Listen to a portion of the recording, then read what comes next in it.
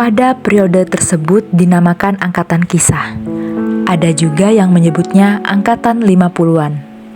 Penamaan Angkatan Kisah dilatar belakangi oleh nama majalah yang terbit pada masa itu, yaitu Majalah Kisah.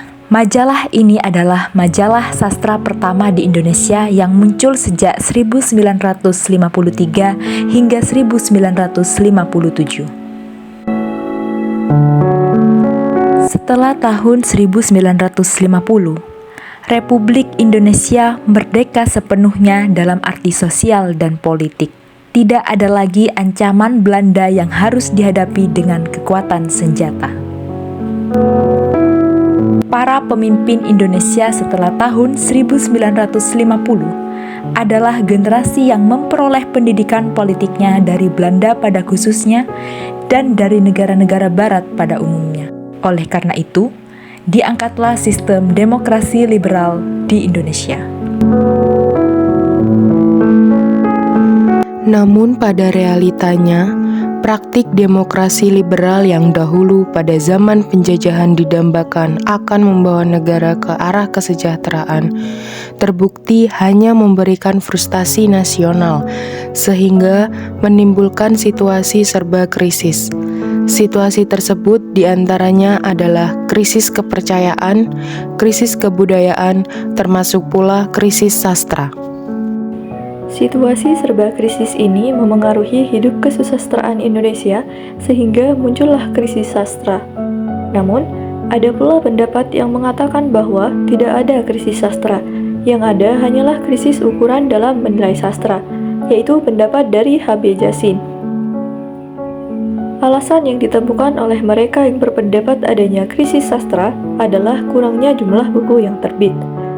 Contohnya, tulisan roman-roman karya Pramoedya Anantatur seperti Cerita di Blora dan Gula di Jakarta yang ditolak dengan alasan karya-karya itu ditulis oleh Pramoedya Anantatur di dalam penjara sebelum tahun 50-an.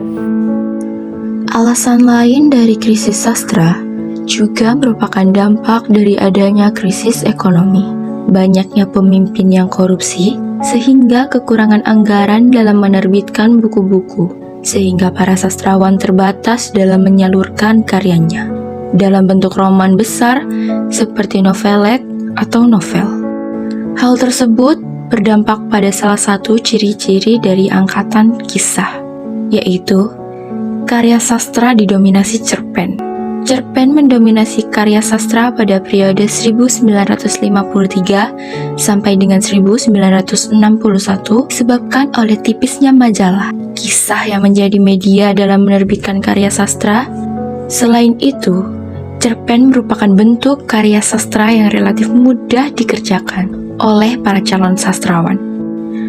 Berikut beberapa karya sastra periode 1953 sampai dengan 1961. Yang pertama, karya sastra berupa kumpulan sajak. 4 kumpulan sajak karya W.S. Rendra. Balada Orang-orang Tercinta karya W.S. Rendra. Yang kedua, karya sastra berupa novel. Hati yang Damai karya N.H. Dini.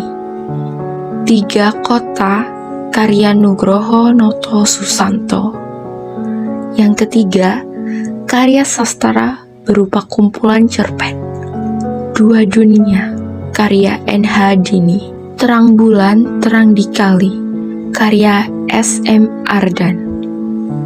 Hujan Kepagian karya Nugroho Noto Susanto.